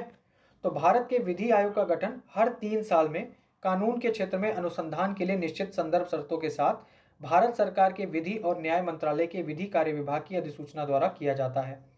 आयोग अपने अधिदेश के अनुसार सरकार को क्या देता है, सिफारिशें करता है। अभी कौन से आयोग का गठन हुआ है, 23वें विधि आयोग का गठन हुआ है 2 सितंबर 2024 की अधिसूचना के माध्यम से। कितने वर्षों के लिए, 3 वर्षों के लिए। कब तक रहेगा ये, 1 सितंबर 2024 से 31 अगस्त 2027 तक की अवधि के लिए ये विधि आयोग का गठन हुआ है, 3 वर्षों के लिए, ठीक है। फिर अगला है भारतीय बार काउंसिल। भारतीय बार काउंसिल कानूनी शिक्षा और कानूनी पेशे का वैधानिक विनियामक है जिसे उसके मानकों को बनाए रखने और सुधारने का काम सौंपा गया है। अब BCI यानी भारतीय बार काउंसिल क्या करता है, अधिवक्ताओं के आचरण और शिष्टाचार के पेशेवर मानकों के रखरखाव को सुनिश्चित करता है, ठीक है। यह अधिवक्ताओं के आचरण से संबंधित अनुशासनात्मक मामलों में अपीली प्राधिकरण के रूप में भी कार्य करता है। ये स्टेटमेंट आपने याद रखना है, ठीक है। अनुशासनात्मक मामलों में अपीली प्राधिकरण के रूप में कार्य करता है, जबकि इस संबंध में पहला प्राधिकारी संबंधित राज्य बार काउंसिल है। पहला प्राधिकारी कौन होगा, मान लो उत्तर प्रदेश में है तो वहां की राज्य का जो बार काउंसिल है वो पहला प्राधिकारी होगा। अधिवक्ता अधिनियम 1961 की धारा 48B के तहत भारतीय बार काउंसिल के पास राज्य बार काउंसिल पर सामान्य पर्यवेक्षण और नियंत्रण की शक्ति है। ये आपको स्टेटमेंट ये भी याद रखना है कि भारतीय बार काउंसिल थोड़ा ज़्यादा पावरफुल है ना। और राज्य बार काउंसिल के कार्यों के उचित और कुशल निर्वहन के लिए निर्देश जारी करने की भी शक्ति किसके पास है, भारतीय बार काउंसिल के पास। मतलब भारतीय बार काउंसिल राज्य बार काउंसिल को निर्देश दे सकती है, उनको परामर्श दे सकती है कि कैसे इसका कुशल निर्वहन करना है, ठीक है। फिर आगे देखते हैं, विधि संस्थान आप छोड़ सकते हो, आगे देखते हैं। आगे है प्रवर्तन एजेंसियां। ये हमारे लिए जो सेगमेंट है ये इंपॉर्टेंट है, ठीक है। पहला टॉपिक क्या है, पुलिस। तो संविधान के अंतर्गत सार्वजनिक व्यवस्था और पुलिस राज्य का विषय है। तो पुलिस किसका विषय है, राज्य का विषय है, और सार्वजनिक व्यवस्था किसका विषय है, राज्य सूची का विषय है। पुलिस का रखरखाव और नियंत्रण राज्यों द्वारा किया जाता है, ठीक है। पुलिस का रखरखाव और नियंत्रण किसके द्वारा होता है, राज्यों द्वारा किया जाता है। किसी भी राज्य में पुलिस बल का नेतृत्व पुलिस महानिदेशक या पुलिस महानिरीक्षक द्वारा किया जाता है। फिर राज्य के उपयुक्त क्षेत्रीय खंडों में विभाजित किया जाता है, जिसको क्या कहते हैं, रेंज कहा जाता है। और प्रत्येक पुलिस रेंज पुलिस उप महानिरीक्षक के प्रशासनिक नियंत्रण में होती है। अनेक जिले मिलकर रेंज का गठन करते हैं। तो ये कुछ बेसिक बैकग्राउंड है, ये आप पढ़ लोगे तो याद हो जाएगा और आपके काम भी आ जाएगा। नागरिक पुलिस के अलावा राज्यों की अपनी सशस्त्र पुलिस और पृथक गुप्तचर शाखाएं, अपराध शाखाएं आदि भी होती हैं, ठीक है। केंद्र सरकार केंद्रीय पुलिस बलों, IB, CBI और पुलिस अधिकारियों के प्रशिक्षण और अपराध विज्ञान के संस्थानों की देखरेख करती है। कौन करता है ये काम, केंद्र सरकार करता है, ठीक है। फिर अगला है भारत तिब्बत सीमा पुलिस, जिसको क्या बोलते हैं, ITBP, शॉर्ट फॉर्म में आप इसको बोलते हो ITBP। तो आईटीबीपी की स्थापना चीनी आक्रमण के बाद 1962 में की गई है। कब की गई थी इसकी स्थापना? 1962 में की गई थी। अब यह सब हमारे लिए इंपॉर्टेंट क्यों है? क्योंकि 2023 में होमगार्ड से रिलेटेड क्वेश्चन पूछ चुका है, तो हो सकता है सीआईएसएफ से पूछ ले, तो इसको एक बार आप अच्छे से पढ़ लीजिए, ठीक है। तो भारत तिब्बत सीमा पुलिस की स्थापना चीनी आक्रमण के बाद 1962 में की गई थी और इसकी संकल्पना एक एकीकृत गुरिल्ला सह खुफिया तथा लड़ाकू बल के रूप में की गई थी, जो आपूर्ति, संचार और खुफिया जानकारी एकत्र करने में आत्मनिर्भर थी। आज आईटीबीपी 3488 किलोमीटर लंबी भारत चीन सीमा की रक्षा करती है। तो ये जो भारत तिब्बत सीमा पुलिस है, ये कहाँ पर है? भारत चीन सीमा पर तैनात है। आज लद्दाख में काराकोरम दर्रे से लेकर अरुणाचल प्रदेश में जाचेपला तक भारत चीन सीमा के पश्चिमी, मध्य और पूर्वी क्षेत्र की ऊंचाई पर सीमा चौकियों पर इसके जवान तैनात हैं। किसके? आईटीबीपी के। आईटीबीपी हिमालय क्षेत्र में प्राकृतिक आपदाओं के लिए प्रथम उत्तरदाता के रूप में राहत और बचाव के अभियान भी चलाता है। तो ये रहा आईटीबीपी का संक्षिप्त परिचय। अब बात करते हैं सीमा सुरक्षा बल की, यानी बॉर्डर सिक्योरिटी फोर्स, ठीक है। तो सीमा सुरक्षा बल की स्थापना कब हुई थी? 1965 में। 1965 में इसकी स्थापना हुई थी। फिर इसका उद्देश्य है पाकिस्तान और बांग्लादेश के साथ अंतर्राष्ट्रीय सीमा की रक्षा करना। तो अभी आपने देखा आईटीबीपी भारत चीन सीमा पर है और जो बॉर्डर सिक्योरिटी यानी बीएसएफ जो आ गया वो कहाँ जाएगा? पाकिस्तान और बांग्लादेश के साथ अंतर्राष्ट्रीय सीमा की रक्षा करना है। इसके अलावा बीएसएफ कश्मीर घाटी में घुसपैठ विरोधी भूमिका, उत्तर पूर्व क्षेत्र में उग्रवाद का मुकाबला, ओडिशा और छत्तीसगढ़ राज्यों में नक्सल विरोधी अभियान और पाकिस्तान और बांग्लादेश के अंतर्राष्ट्रीय सीमा पर एकीकृत जांच चौकियों की सुरक्षा भी कर रही है। याद क्या रखना है? सीमा सुरक्षा बल जो है वो पाकिस्तान और बांग्लादेश की तरफ सीमा की सुरक्षा करता है। स्थापना इसकी 1965 में हुई थी, बस इतना ही याद रखिए, काम चल जाएगा। असम राइफल की बात करते हैं। असम राइफल की स्थापना 1835 में हुई थी। कब हुई थी? 1835 में। कछार लेवी के रूप में इसकी स्थापना हुई थी और यह भारत का सबसे पुराना, ठीक है, सबसे पुराना जो है ये केंद्रीय अर्धसैनिक बल है। इस बल की स्थापना प्रारंभिक तौर पर पहाड़ी क्षेत्रों के आसपास रहने वाले जंगली और अनियंत्रित आदिवासियों से असम की जलोढ़ समतल भूमि की रक्षा करने के लिए की गई थी। यह शुरुआत में सम्मिलित इकाई थी जो असम राइफल्स के रूप में विकसित हो गई। असम राइफल्स के जवानों का मानवीय, न्यायपूर्ण और सदैव सहायक दृष्टिकोण वास्तव में दिलों को जीतने में सफल रहा है, जिससे असम राइफल को उत्तर पूर्व के मित्र की उपाधि मिली है। तो पूछ सकते हैं कि कौन सी ये जो है, ठीक है, मतलब जो सिक्योरिटी वाली है ऑर्गेनाइजेशन जिसको उत्तर पूर्व के मित्र की उपाधि दी गई है, तो असम राइफल आपने याद रखना है। अब बात करते हैं राष्ट्रीय सुरक्षा गार्ड, ठीक है, राष्ट्रीय सुरक्षा गार्ड की। इसको क्या बोलते हैं? एनएसजी बोलते हैं। तो एनएसजी एक संघीय आपातकालीन विश्व स्तरीय जीरो त्रुटि बल है जो सभी प्रकार की आतंकवादी गतिविधियों से निपटने के लिए बनाया गया है। यह केवल असाधारण परिस्थितियों में, ठीक है, केवल असाधारण परिस्थितियों में, अब केवल आपको बहुत सारे लोग बताएंगे एलिमिनेट कर देना, तो याद रखिएगा यह केवल असाधारण परिस्थितियों में गंभीर आतंकवादी कृत्यों को विफल करने के लिए ही उपयोग में किया जाना चाहिए इसका प्रयोग। अमृतसर के स्वर्ण मंदिर में 1984 में सेना का ऑपरेशन ब्लू स्टार, तो एक फैक्ट ये याद रखिए, जो 1984 में ऑपरेशन ब्लू स्टार हुआ था, कहाँ? अमृतसर के स्वर्ण मंदिर में, ठीक है। तो यहाँ पर इसके बाद भारत में विशेष बल के गठन की आवश्यकता महसूस की गई थी। अब वहाँ पर अन्य राज्यों से अगर तुलना की जाए, देशों से सॉरी, तो ब्रिटेन में एक SAS है, ठीक है, SAS यानी सास है ब्रिटेन में। फ्रांस में GIGN है, जर्मनी में GSG-9 है, इजराइल में सौर एट मटकल है, अमेरिका में डेल्टा फोर्स जैसे विशेष बलों का अध्ययन किया गया। यानी जो अन्य देशों में विशेष बल हैं उनकी बात यहाँ की जा रही है, जैसे ब्रिटेन में सास हो गया, फ्रांस में GIGN हो गया, जर्मनी में GSG-9 हो गया। इसी तरीके की मतलब उन पर विश्लेषण किया गया, तब ये आया कि भारत को भी एक एनएसजी की संकल्पना, मतलब एक एनएसजी होना चाहिए, एक विशेष बल होना चाहिए, तो उसके आधार पर एनएसजी का गठन किया गया। कब किया गया है? 1985 में एनएसजी की स्थापना हुई थी और यह गृह मंत्रालय के अंतर्गत है, ठीक है, संघीय आकस्मिक बल के रूप में गृह मंत्रालय के अंतर्गत आता है एनएसजी, ठीक है। 1985 में इसकी स्थापना हुई थी। फिर है सीआरपीएफ। तो सीआरपीएफ का गठन जुलाई 1939 में क्राउन रिप्रेजेंटेटिव पुलिस के रूप में कहाँ किया गया था? नीमच में। तो सीआरपीएफ का गठन कब हुआ था? 1939 में। पहले इसका नाम था क्राउन रिप्रेजेंटेटिव पुलिस और ये नीमच में इसका स्थापना इसकी हुई थी। ठीक है, ये याद रखिएगा। जो पुलिस स्मृति दिवस है ये कब मनाया जाता है? हर वर्ष 21 अक्टूबर को मनाया जाता है। ठीक है, फिर आगे है कि सीआरपीएफ के बहादुर जवानों को श्रद्धांजलि अर्पित करने के लिए 9 अप्रैल के दिन को अब हर वर्ष बल के शौर्य दिवस के रूप में मनाया जाता है। ठीक है, फिर नेक्स्ट क्या है? सीआरपीएफ को अंतर्राष्ट्रीय स्तर पर कोसोवो, हैती, लाइबेरिया और श्रीलंका में भी तैनात किया गया है। ये आपको याद रखना है। स्टेटमेंट ऐसे बन सकता है कि मान लीजिए सीआरपीएफ को, मतलब सीआरपीएफ की कोई भी टुकड़ी अंतर्राष्ट्रीय स्तर पर नहीं तैनात की गई है या अंतर्राष्ट्रीय स्तर पर नहीं है तो गलत हो जाएगा। कोसोवो, हैती, लाइबेरिया और श्रीलंका में भी तैनात किया गया है सीआरपीएफ को। श्रीलंका में सीआरपीएफ की 2 बटालियनें और महिला बटालियन की 1 कंपनी भारतीय शांति सेना का हिस्सा थी। अब संयुक्त राष्ट्र के इतिहास में पहली बार पूरी तरीके से गठित महिला इकाई को संयुक्त राष्ट्र शांति मिशन के तहत कहाँ तैनात किया गया है? लाइबेरिया में तैनात किया गया है। ठीक है, तो ये यहाँ से इंपॉर्टेंट 2 चीज़ें हैं, याद रखिएगा इसको। अगला है रैपिड एक्शन फोर्स यानी RRF। ठीक है, रैपिड एक्शन फोर्स। तो एक विशेषीकृत बल रैपिड एक्शन फोर्स अक्टूबर 1992 में, कब आया ये? अक्टूबर 1992 में 10 बटालियनों के साथ स्थापित किया गया था, जिसे अब 15 बटालियनों तक कर दिया गया है। इन इकाइयों को दंगों और दंगा जैसी स्थितियों से निपटने, समाज के सभी वर्गों में विश्वास स्थापित करने और इसके साथ ही आंतरिक सुरक्षा ड्यूटी संभालने के लिए स्थापित किया गया था। RAAF एक शून्य प्रतिक्रिया बल है जो संकट की स्थिति में न्यूनतम समय में पहुंचता है।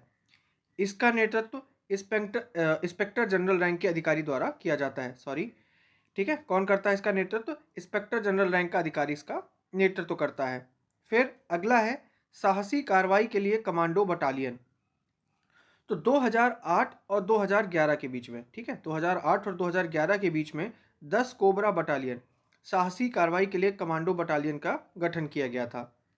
इसके लिए चुने गए कर्मियों को विशिष्ट प्रशिक्षण दिया गया ताकि उन्हें दुर्गम तथा जोखिम भरी परिस्थितियों में रहने, कठोर तथा कपटी तत्वों से मुकाबला करने और बाकी सारी चीज़ों से शारीरिक और मानसिक रूप से तैयार किया जा सके। ठीक है, फिर आ जाता है आपका केंद्रीय औद्योगिक सुरक्षा बल यानी CISF। तो वर्ष 1969 में गठित हुआ। कब हुआ ये? 1969 में इसका गठन हुआ। केंद्रीय औद्योगिक सुरक्षा बल घरेलू और अंतर्राष्ट्रीय हवाई अड्डों सहित 350 इकाइयों को सुरक्षा प्रदान कर रहा है। CISF के पास एक विशेषीकृत VIP सुरक्षा इकाई भी है जो महत्वपूर्ण व्यक्तियों को 24 घंटे सुरक्षा प्रदान करता है। जैसे आप वो पढ़ते हो ना, Y security, Z plus security, तो ये सारी चीज़ें हो गई, CISF के पास है, ये उनकी VIP इकाई है। फिर है सशस्त्र सीमा बल यानी SSB। तो सशस्त्र सीमा बल भारतीय संघ का नवीनतम सीमा सुरक्षा बल है। ठीक है, नवीनतम सीमा सुरक्षा बल है जिस पर भारत नेपाल, तो ये किसकी रक्षा करता है? भारत नेपाल और भारत भूटान सीमाओं की सुरक्षा करता है सशस्त्र सीमा बल। 2001 से सीमा सुरक्षा बल भारत नेपाल सीमा की सुरक्षा कर रहा है और 2004 में इसे जो है भारत भूटान सीमा की सुरक्षा की अतिरिक्त जिम्मेदारी भी सौंपी गई। फिर सशस्त्र सीमा बल की शुरुआत भारत चीन युद्ध के तुरंत बाद कब शुरू की गई थी? 1963 के आरंभ में इसकी शुरुआत की गई थी। तो ये हो गया। फिर अगला टॉपिक है नागरिक सुरक्षा। भारत में नागरिक सुरक्षा प्रारंभिक रूप से मौजूद थी। इसे अपने वर्तमान रूप में नवंबर 1962 में चीनी आक्रमण के तुरंत ठीक संगठित किया गया था। ठीक है, कब संगठित किया गया? जब चीनी आक्रमण हुआ है उसके तुरंत बाद इसे संपूर्ण रूप से संगठित किया गया या ठीक से संगठित किया गया था। ठीक है, लोगों में अनुशासन की भावना पैदा करने में एक प्रमुख शक्ति के रूप में काम करने के लिए इसे आगे विकसित किया गया। फिर नागरिक सुरक्षा का उद्देश्य क्या है? जीवन की रक्षा करना, संपत्ति को होने वाले नुकसान को कम करना और किसी शत्रुतापूर्ण हमले में किसी आतंकवादी कृत्य के परिणामस्वरूप आई आपदा के समय में औद्योगिक उत्पादन की निरंतरता बनाए रखने में ये मदद करता है। ठीक है, ये सारी चीज़ें हो गई।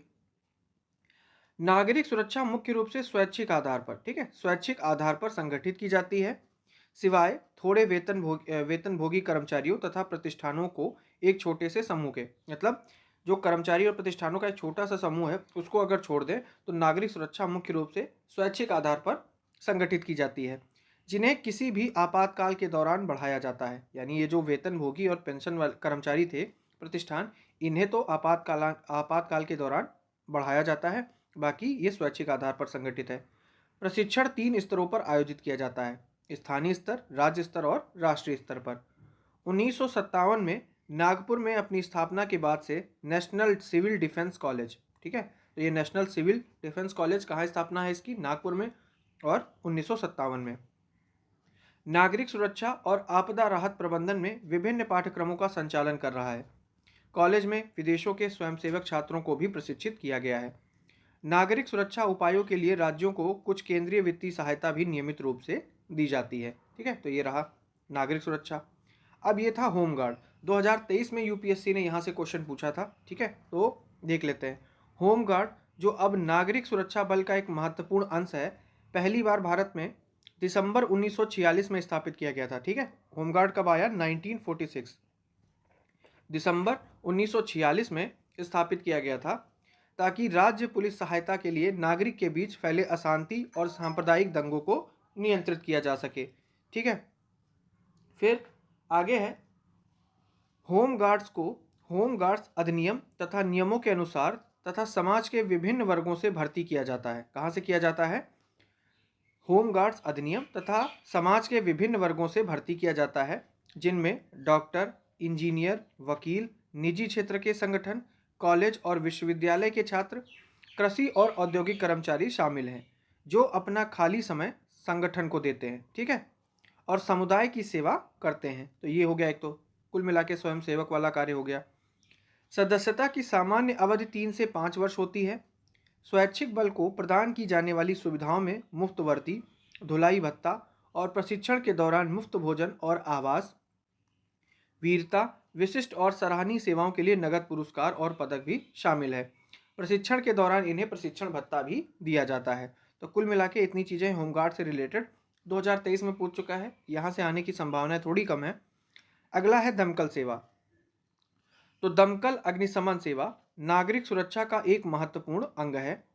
अग्निशमन सेवाएं राज्यों और केंद्र शासित प्रदेशों द्वारा संगठित की जाती हैं, ठीक है। जो अग्निशमन सेवाएं हैं यानी फायर ब्रिगेड वाली, ये राज्यों और यूटीज द्वारा संगठित की जाती हैं। गृह मंत्रालय इस बल को तकनीकी सलाह देता है। कौन देता है, गृह मंत्रालय के अंडर में ये इस बल को तकनीकी सलाह देता है, और साथ ही वित्त मंत्रालय के माध्यम से उपकरणों की खरीद और भवनों के निर्माण के लिए सॉफ्ट जीआईसी ऋण व्यवस्था भी करता है। जूनियर स्तर के अग्निशमन पेशेवरों का प्रशिक्षण राज्यों द्वारा राज्य के अग्निशमन प्रशिक्षण स्कूलों में किया जाता है, जबकि अधिकारियों का प्रशिक्षण नागपुर में नेशनल फायर सर्विस कॉलेज में किया जाता है, ठीक है। तो ये रहा दमकल के बारे में। अब देखते हैं पर्सनल लॉ। भारत में विभिन्न धर्मों और मतों को मानने वाले लोग हैं, ये आपको पता है। विवाह, तलाक, उत्तराधिकार, गोद लेने, वसीयत आदि से जुड़े पारिवारिक मामलों में वे विभिन्न पर्सनल लॉ के अधीन है। अब पर्सनल लॉ की जो विषय है, वस्तु है, ये कहाँ दी है, ये भारत के संविधान की 7वीं अनुसूची की समवर्ती सूची में दिया हुआ है, ठीक है। तो ये याद रखना है, जो पर्सनल लॉ है वो किसमें आता है, समवर्ती सूची में आता है। इसका मतलब है इसमें संसद भी कानून बना सकती है और राज्य विधानसभाएं भी कानून बना सकती हैं, ठीक है। फिर आगे भी देखते हैं। अब बात करते हैं विवाह। तो विवाह और तलाक से जुड़े कानून को विभिन्न कानूनों में विधिबद्ध किया गया है, जो विभिन्न धर्मों के लोगों पर लागू होते हैं। तो ये दुनिया भर के यहाँ पर कानून दिए हैं, वो हम छोड़ देते हैं। अब काम की बात ये देखते हैं, जैसे एक ये है विशेष विवाह अधिनियम 1954। तो विशेष विवाह अधिनियम में विवाह की विशेष विधि की व्यवस्था की गई है, और इस तरह विवाह के पंजीकरण का दायरा समूचे भारत में फैल गया है। पहले ये जम्मू कश्मीर राज्य को मतलब लागू नहीं होता था 2019 से पहले, अब क्या है, ये वहाँ पर भी लागू हो गया है ना। इस अधिनियम से संचालित नागरिक विशेष तौर से इस कानून के अंतर्गत विवाह का पंजीकरण करा सकते हैं, चाहे वह विभिन्न धर्मों और मतों को मानने वाले क्यों ना हो। वो किसी भी धर्म और मत के हों, वो इस कानून के अंतर्गत विवाह का पंजीकरण करा सकते हैं। इस अधिनियम में यह भी व्यवस्था है कि किसी भी रीति से होने वाले विवाह को विशेष विवाह अधिनियम के अंतर्गत पंजीकृत किया जा सकता है, यदि वह अधिनियम की जरूरतों को पूरा करता हो, ठीक है। तो ये थोड़ी चीज़ें हो गई। अब थोड़ा सा बैकग्राउंड जो नॉइस होगा तो प्लीज़ उसको एडजस्ट कर लीजिएगा। फिर अगला है हिंदू विवाह अधिनियम 1955। इस अधिनियम के द्वारा हिंदुओं में प्रचलित पारंपरिक कानून को विधिबद्ध करने का प्रयास किया गया है, ठीक है। यहाँ उन हिंदुओं यानी बौद्धों, सिखों, जैनियों और अन्य लोगों पर भी लागू होता है तो ये याद रखिएगा, ये जो हिंदू विवाह अधिनियम 1955 है ये किनके लागू होता है? बौद्धों पर भी लागू हो रहा है, सिखों पर भी हो रहा है, जैनियों पर भी और अन्य लोगों पर भी लागू होता है जो धर्म से मुसलमान, ईसाई, पारसी अथवा यहूदी नहीं है। मतलब जो मुसलमान, ईसाई, पारसी अथवा यहूदी नहीं है उन पर हिंदू विवाह अधिनियम 1955 लागू हो रहा है। तथापि ये काम की चीज है, यह अधिनियम कौन सा? हिंदू विवाह अधिनियम किसी अनुसूचित जनजाति के सदस्य पर तब तक लागू नहीं होता है जब तक केंद्र सरकार अपने सरकारी राजपत्र में अधिसूचना द्वारा निर्देश न दे। तो ये याद रखिएगा, जब तक केंद्र सरकार अपने सरकारी राजपत्र में अधिसूचना द्वारा निर्देश नहीं देगी तब तक ये अधिनियम जो है किसी अनुसूचित जनजाति के सदस्य पर लागू नहीं होगा। ठीक है, तो ये याद रखना आपने। फिर ईसाई समुदाय के संबंध में विवाह और तलाक से जुड़े प्रावधान क्रमशः भारतीय ईसाई विवाह अधिनियम 1872 और भारतीय तलाक अधिनियम 1869 की धारा 10 में निहित हैं।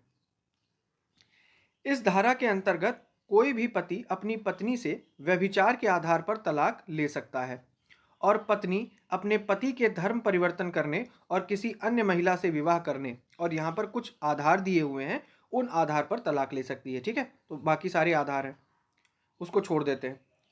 आगे देखें, मुसलमानों के संबंध में विवाह देश में मौजूद इस्लामी कानून द्वारा संचालित है।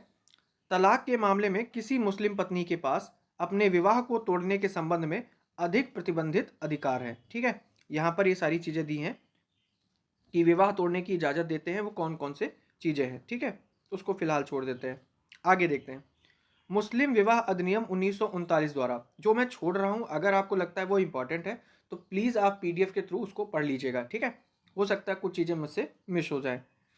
फिर आगे देखते हैं, मुस्लिम विवाह अधिनियम 1939 द्वारा किसी मुस्लिम पत्नी को अपने विवाह को तोड़ने का अधिकार इन आधारों पर दिया गया है। कौन कौन से आधार हैं?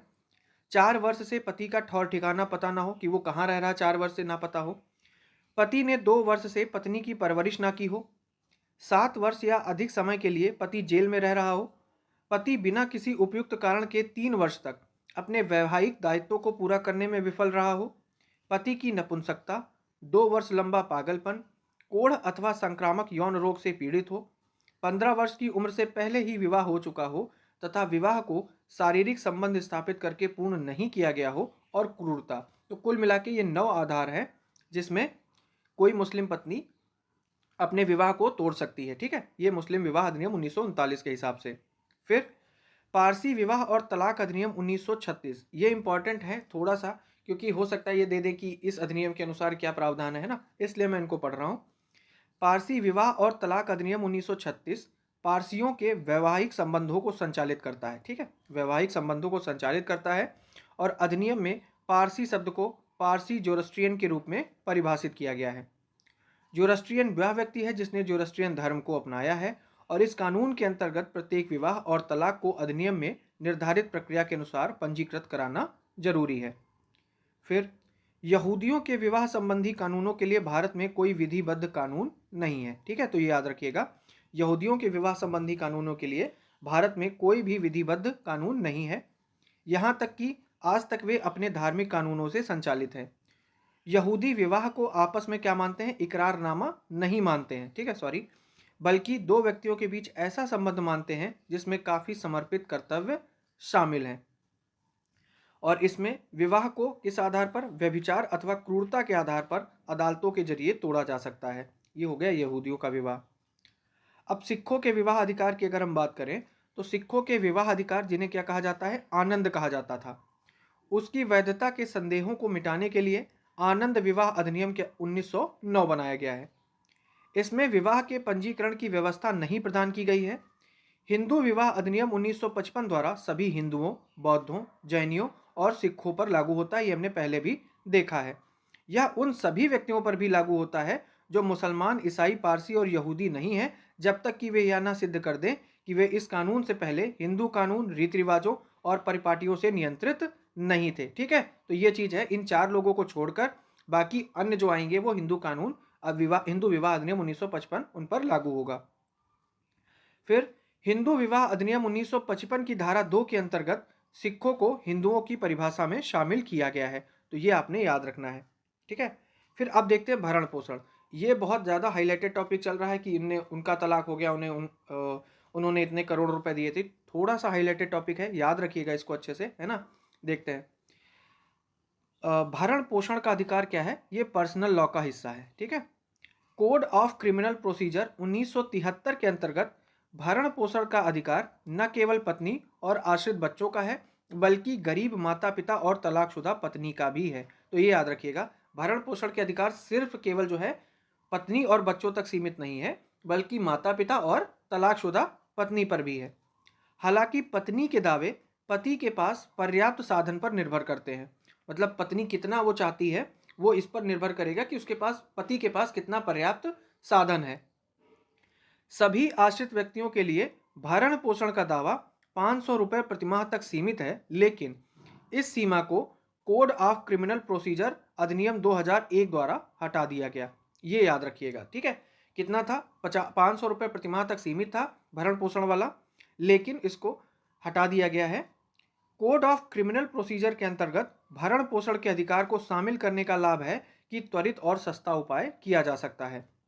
हालांकि तलाकशुदा पत्नियां जिन्हें प्रचलित पर्सनल लॉ के अंतर्गत भुगतान किया गया धन प्राप्त होता है, वह कोड ऑफ क्रिमिनल प्रोसीजर के अंतर्गत भरण पोषण का दावा नहीं कर सकती हैं। यानी जिन्हें पर्सनल लॉ के अंतर्गत मिल गया है, भुगतान किया गया धन मिल गया है, वो अब कोड ऑफ क्रिमिनल प्रोसीजर के अंतर्गत भरण पोषण का दावा नहीं कर सकती हैं। हिंदू कानून के अंतर्गत पत्नी को अपने पति से भरण पोषण का दावा करने का पूर्ण अधिकार है, ठीक है। ये हिंदू कानून की बात की जा रही है, लेकिन वह अपना अधिकार खो सकती है यदि वह सुचिता के रास्ते से भटक जाए। तो ये लाइन याद रखिएगा, ठीक है। भरण पोषण दावा करने में पूर्ण अधिकार है, लेकिन अगर वो सुचिता से भटक जाती है तो वह अपना अधिकार खो देगी। भरण पोषण की राशि का आकलन करते समय अदालत पति की दशा और देनदारियों जैसे विभिन्न कारणों को ध्यान में रखती है। भरण पोषण, लंबित मुकदमा और यहाँ तक कि वैवाहिक मुकदमे का खर्च पति या पत्नी द्वारा उठाया जाएगा यदि दोनों में से किसी एक की अपनी सहायता के लिए कोई स्वतंत्र आमदनी नहीं है, ठीक है। ये याद रखना, मान लो पति जो है, पति नहीं कमा रहा है या पत्नी नहीं कमा रही है, तो जो खर्चा वगैरह होगा तो जो कमा रहा है वो आदमी उठाएगा। अगर पति कमा रहा है तो पति उठाएगा, पत्नी कमा रही है तो पत्नी उठाएगी, ठीक है। तो ये सारी चीज़ें हैं। फिर मुस्लिम लॉ के अंतर्गत अगर हम बात करें तो मुस्लिम महिला अधिनियम 1986 उन मुस्लिम महिलाओं के अधिकारों की रक्षा करता है जिन्हें उनके पति ने तलाक दे दिया है अथवा उन्होंने तलाक ले लिया है, ठीक है। यह अधिनियम अन्य बातों के अलावा यह व्यवस्था भी करता है कि तलाकशुदा महिला पर्याप्त और न्यायपूर्ण भरण पोषण का प्रबंध पाने और उसके पूर्व पति द्वारा इद्दत की अवधि के भीतर भुगतान करने, अपने जन्मे बच्चों के जन्म की तारीख से 2 वर्ष की अवधि के लिए पूर्व पति से पहले अथवा बाद में खुद भरण पोषण करने। तो ये सारी चीज़ें यहाँ पर दी हैं। और विवाह के समय अथवा मुस्लिम कानून के अनुसार किसी भी समय तय मेहर अथवा दहेज की रकम के बराबर उसे भुगतान करने में सहमति, और विवाह से पहले अथवा विवाह के समय, विवाह के बाद उसके रिश्तेदारों अथवा मित्रों अथवा पति के किसी भी रिश्तेदार अथवा मित्र द्वारा उसे दी गई संपत्ति की हकदार है। तो ये सारी चीज़ें कहाँ दी है? मुस्लिम लॉ के अंतर्गत मुस्लिम महिला अधिनियम 1986 में, जो मुस्लिम महिलाओं के अधिकारों की रक्षा करता है, ठीक है। वो सारी चीज़ें यहाँ पर दी है। इसके अलावा कानून में यह भी व्यवस्था है कि जहाँ कोई तलाकशुदा मुस्लिम महिला इद्दत की अवधि के बाद खुद का भरण पोषण करने में समर्थ नहीं है, ठीक है, तो मजिस्ट्रेट उसके रिश्तेदारों को, याद रखिएगा, मजिस्ट्रेट उसके रिश्तेदारों को निर्देश दे सकता है कि उसे पर्याप्त और न्यायपूर्ण भरण पोषण दिया जाए, क्योंकि मुस्लिम लॉ के अनुसार मृत्यु होने पर उसकी पैतृक संपत्ति पर उनका अधिकार हो सकता है, ठीक है। तो ये याद रखना है कि अगर वो भरण पोषण करने में समर्थ नहीं है खुद, तो रिश्तेदारों को निर्देश देगा कि भैया इनको खाना पीना दो, है ना। फिर आगे है, जहां ऐसी तलाकशुदा महिला के बच्चे होंगे, मजिस्ट्रेट ऐसे बच्चों को महिला को भरण पोषण का भुगतान करने का आदेश दे सकता है, और यदि बच्चे भरण पोषण का भुगतान करने में असमर्थ रहते हैं तो मजिस्ट्रेट ऐसी तलाकशुदा महिला के माता पिता को भरण पोषण का भुगतान करने का आदेश दे सकता है। अगर बच्चे नहीं कर पा रहे तो जो महिला के माता पिता है वो उनका करे, ठीक है। फिर मजिस्ट्रेट वक्फ अधिनियम 1955 की धारा 13 के अंतर्गत स्थापित उस इलाके के वक्फ बोर्ड को उसके द्वारा निर्धारित भरण पोषण का भुगतान करने का निर्देश दे सकता है जहां महिला रहती है। और ये कब होगा कि मान लो उस महिला के रिश्तेदार भी नहीं हैं और उनके माता पिता भरण पोषण की स्थिति में नहीं है, तो क्या होगा कि मजिस्ट्रेट जो वक्फ अधिनियम 1995 है उसके अनुसार कहेगा कि अब जो महिला का भरण पोषण है वो कौन करेगा, वक्फ बोर्ड करेगा, जहां महिला रहती है वहां से संबंधित वक्फ बोर्ड। ठीक है। फिर आगे है पारसी विवाह और तलाक अधिनियम 1936। ये निर्वाह खर्च और स्थायी निर्वाह खर्च दोनों के लिए पत्नी के अधिकार को मान्यता देता है। अदालत में लंबित वैवाहिक मुकदमों के दौरान निर्वाह खर्च के रूप में अदालत द्वारा अधिकतम राशि के संबंध में दिया गया आदेश पति की कुल आमदनी का 5वां हिस्सा होगा। ठीक है, तो ये हो गया वहां पर। आदेश तब तक लागू रहेगा जब तक पत्नी पवित्र और अविवाहित रहती है। ठीक है, वही सुचिता वाला बात हो गई। और दूसरा अगर इसने किसी दूसरे से शादी न की हो। तलाक अधिनियम 1869 एक ईसाई पत्नी के भरण पोषण अधिकारों को संचालित करता है और इसके प्रावधान वही हैं जो पारसी कानून के हैं। भरण पोषण की इजाजत देते समय दोनों निर्वाह खर्च और स्थायी भरण पोषण लागू होते हैं। ठीक है, तो ये सारी चीजें हो गई इसमें। आगे है गोद लेना। तो हालांकि गोद लेने के लिए संचालित कोई सामान्य कानून नहीं है, लेकिन हिंदू दत्तक ग्रहण और भरण पोषण अधिनियम 1956 हिंदुओं के बीच और संख्या की दृष्टि से नगण्य व्यक्तियों के कुछ वर्गों में इसकी इजाज़त है। ठीक है, मुसलमानों, ईसाइयों और पारसियों का कोई दत्तक ग्रहण कानून नहीं है और उन्हें संरक्षक और प्रतिपाल्य अधिनियम 1890 के अंतर्गत अदालत की शरण में जाना पड़ता है। इस कानून के अंतर्गत कौन सा कानून, संरक्षक और प्रतिपाल्य अधिनियम 1890। ठीक है, इसके द्वारा मुसलमान, ईसाई और पारसी केवल पोषक देखभाल के लिए, ठीक है, केवल पोषक देखभाल के लिए बच्चे को ले जा सकते हैं। पोषक देखभाल के अंतर्गत रह रहा बच्चा जब 18 वर्ष का हो जाता है तो वह इन सभी संपर्कों को तोड़ने के लिए स्वतंत्र है। ये आपने याद रखना है। इसके अलावा ऐसे बच्चे के पास उत्तराधिकार का कानूनी अधिकार नहीं होता है कि ठीक है कि मान लो वहाँ उनके पले बड़े और फिर वो उत्तराधिकार का दावा ठोक दें कि भाई मैं भी इनका बेटा हूँ। जो विदेशी भारतीय बच्चों को गोद लेना चाहते हैं उन्हें उक्त कानून के अंतर्गत अदालत का सहारा लेना पड़ेगा। उक्त कानून कौन सा, संरक्षक और प्रतिपाल अधिनियम 1890 का। गोद लेने से संबंधित हिंदू कानून में संशोधन किया गया और उसे हिंदू दत्तक ग्रहण और पालन पोषण अधिनियम 1956 में विधिबद्ध किया गया है, जिसके अंतर्गत कानूनी हैसियत से पुरुष अथवा हिंदू महिला पुत्र अथवा पुत्री को गोद ले सकता है। ठीक है, तो आगे है हिंदू अल्प वयस्कता और संरक्षकता अधिनियम 1956 ने अल्प वयस्कता और संरक्षकता से जुड़े हिंदुओं के कानूनों को संहिताबद्ध किया है। ठीक है, इसमें प्रावधान है कि कोई भी बच्चा 18 वर्ष की उम्र तक नाबालिग है। ठीक है, माँ के पूर्वगामी अधिकार को केवल 5 वर्ष से कम उम्र के बच्चों को रखने के लिए मान्यता दी जाएगी। तो ये याद रखना, माँ का जो अधिकार है वो 5 वर्ष से कम उम्र के बच्चों को रखने के लिए मान्यता दी जाएगी और नाजायज बच्चों के मामले में तथाकथित पिता के मुकाबले माँ का दावा अधिक होगा। ठीक है, तो ये सारी चीज़ें हैं। मुस्लिम लॉ के अनुसार पिता को प्रमुख स्थान प्राप्त होता है। इसमें अभिभावक के पद और संरक्षण में अंतर रखा गया है। अभिभावक के पद के लिए, जिसका आमतौर पर संपत्ति के संरक्षक के रूप में उल्लेख होता है, सुन्नियों के अनुसार पिता को प्राथमिकता दी जाती है और उसकी अनुपस्थिति में उसके द्वारा नियुक्त निर्वाहक को। यदि पिता द्वारा किसी निर्वाहक की नियुक्ति नहीं की गई है तो दादा अभिभावक के, दादा मतलब बाबा, तो दादा अभिभावक के पद की जिम्मेदारी उठाएंगे, ना कि निर्वाहक। ठीक है, पिता की मृत्यु के बाद भी माँ को स्वाभाविक संरक्षक के रूप में मान्यता नहीं दी गई है, ये याद रखना है। मुस्लिम लॉ इस बात की मान्यता देता है कि नाबालिग बच्चों को रखने का माँ को पूर्ण अधिकार है, यहाँ तक कि पिता भी उसे वंचित नहीं कर सकता। दुर्व्यवहार एकमात्र ऐसी शर्त है जो माँ को इस अधिकार से वंचित करती है। ठीक है, ये सारी चीज़ें हैं। आगे देखते हैं। अब आ जाता है उत्तराधिकार से संबंधित मामला। तो निर्वसीयत और वसीयतनामा उत्तराधिकार कानून को मजबूत बनाने के लिए 1925 में भारतीय उत्तराधिकार अधिनियम बनाया गया। ठीक है, तो भारतीय उत्तराधिकार अधिनियम 1925। यह अधिनियम केंद्र शासित प्रदेश पुदुचेरी पर लागू नहीं होता है।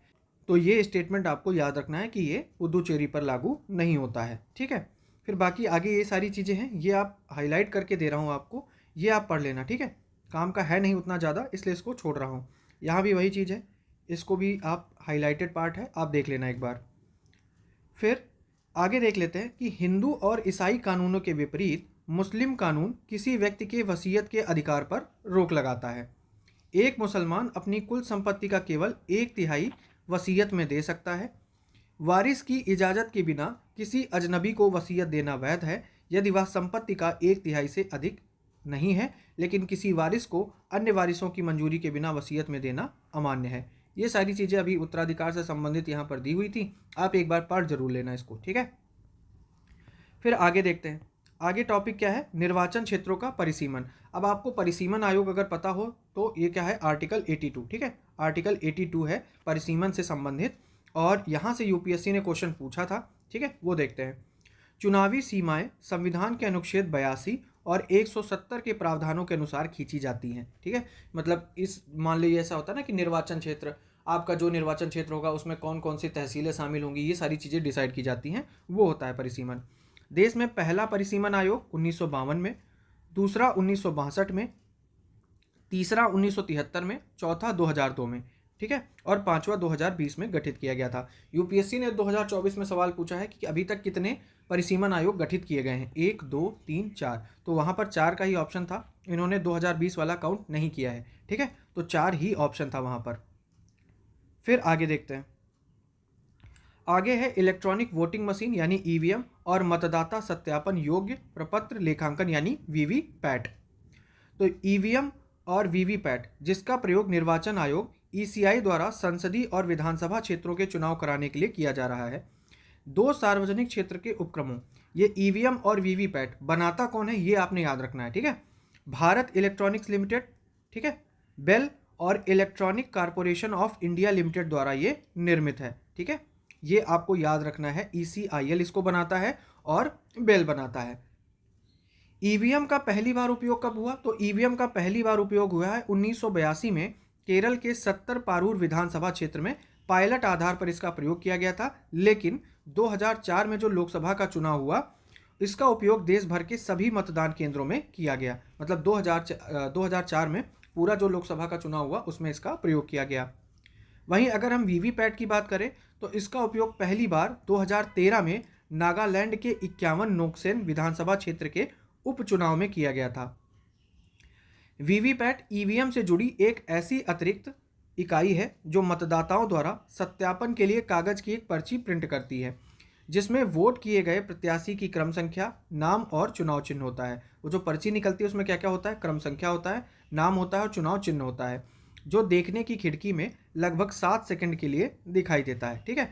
तो अब क्या होता है, ईवीएम से कनेक्टेड होता है वीवीपैट, आपने ईवीएम का बटन दबाया और वीवीपैट में क्या होगा कि वेरीफाई करने के लिए कि आपने किसको दिया है वोट, है ना, कि जिसको आप चाहते थे उसी को वोट दिया है, तो एक अलग से एक डिब्बा होता है, उसमें 7 सेकंड के लिए पर्ची निकलेगी जिसमें क्या क्या दिया होगा, क्रम संख्या होगा, नाम होगा, चुनाव चिन्ह, और 7 सेकंड की पर्ची निकलने के बाद आप उसको फिजिकली उसको नहीं निकाल सकते हो, उस पर्ची में आप देखो और वो पर्ची फिर उसके बाद उसी डिब्बे में नीचे चली जाती है, ठीक है।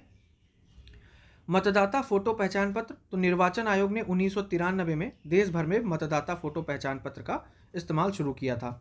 अब वो सारी चीज़ें छोड़ दीजिए, एक फैक्ट ये याद रखिए जो वन लाइनर पूछा जाता है वनडे एग्जाम में कि 25 जनवरी को क्या क्या मनाया जाता है, राष्ट्रीय मतदाता दिवस मनाया जाता है 25 जनवरी को। फिर है विदेश में रहने वाले भारतीय नागरिकों को मतदान का अधिकार। जन प्रतिनिधित्व अधिनियम 1985 आरपी एक्ट 1950 की धारा 19 में व्यवस्था की गई है कि प्रत्येक व्यक्ति जिसकी उम्र चुनाव की तारीख पर 18 वर्ष से कम नहीं है और वह निर्वाचन क्षेत्र का साधारणता निवासी है, वह उस निर्वाचन क्षेत्र की मतदाता सूची में पंजीकृत होने का हकदार है, ठीक है। साधारणता निवासी का अर्थ आरपी एक्ट अधिनियम 1950 की धारा 20 में दिया गया है। तो ये जो आरपी एक्ट 1950 की धारा 20 है, इसके बारे में जो एक मतलब जो पीडीएफ है वो आपको मैं टेलीग्राम चैनल पर शेयर कर दूंगा, तो धारा 20 में क्या क्या दिया है वो आप वहाँ से देख लेना। बाकी आगे क्या है कि विदेशों में रहने वाले भारतीय अब स्वसत्यापित दस्तावेज जमा करके अपने संबंधित निर्वाचन क्षेत्र की मतदाता सूची में अपना नाम दर्ज करा सकते हैं, और वो उनके लिए क्राइटेरिया क्या है, ये भी आरपी एक्ट की धारा 20 का में बात की गई है कि जिनका नाम निर्वाचक नामावली में शामिल नहीं है या जिसने किसी अन्य देश की नागरिकता अर्जित नहीं की है, जो भारत में अपने मामूली निवास स्थान से नियोजन, शिक्षा या अन्यथा भारत से बाहर रहने के कारण अनुपस्थित रहा है, वो क्या करेगा, वो जिस निर्वाचन क्षेत्र से संबंधित है वो वहाँ जाकर अपने डॉक्यूमेंट जमा करेगा, वेरीफाई करेगा और वो मतदाता सूची में अपना नाम दर्ज करा लेगा, ठीक है। तो ये बात की गई है इसमें। फिर आगे है अनुसूचित जातियों और अनुसूचित जनजातियों के लिए सीटों का आरक्षण, तो अनुच्छेद 330 और 332 आपने पढ़ा होगा, उसी की बात की गई है, वो छोड़ देते हैं। फिर है नए आपराधिक कानून, ठीक है। भारतीय न्याय संहिता 2023 जिसको बीएनएस बोला जाता है, ये भारतीय दंड संहिता 1860 का। भारतीय नागरिक सुरक्षा संहिता 2023, ये दंड प्रक्रिया संहिता 1889 का और 1973 का। और भारतीय साक्ष्य अधिनियम 2023 भारतीय साक्ष्य अधिनियम 1872 का स्थान लेगा। नए आपराधिक कानूनों को 2023 में अधिसूचित किया गया था और बीएनएस और बीएनएसएस की विशिष्ट धाराओं को छोड़कर 1 जुलाई 2024 से ये लागू हो गया है। ठीक है, नए कानूनों में महत्वपूर्ण सुधार दिए गए हैं। क्या क्या है जिसमें?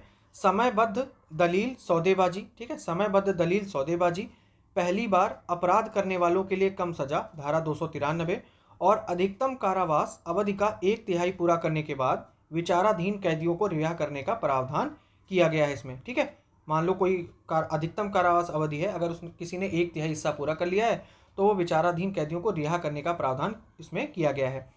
पहली बार सामुदायिक सेवा को सजा के रूप में पेश किया गया है। ठीक है, याद रखिएगा, पहली बार सामुदायिक सेवा को सजा के रूप में पेश किया गया है। इसके अतिरिक्त कानून संबंधी घटनाओं की ऑनलाइन रिपोर्टिंग, 0 एफआईआर दर्ज करना, एफआईआर की मुफ्त प्रतियां और अनिवार्य फॉरेंसिक साक्ष्य संग्रह जैसे मुद्दों को संबोधित करते हैं। लैंगिक समावेशिता और लैंगिक तटस्थ अपराधों की शुरुआत समानता के प्रति कानून की प्रतिबद्धता को दर्शाती है। ये सारी चीज़ें यहाँ पर की गई हैं और इस तरह ये चैप्टर खत्म हो जाता है। ठीक है, आगे होगा, अगला चैप्टर होगा भारत और विश्व। अगर आपको ये वीडियो पसंद आया है तो इसे लाइक कीजिएगा, अपने दोस्तों के साथ शेयर कीजिए। बाकी इसको जल्दी से जल्दी कवर किया जाएगा, आप पेशेंस बनाए रखें। ठीक है, और अपना बेसिक भी पढ़ते रहिए। धन्यवाद।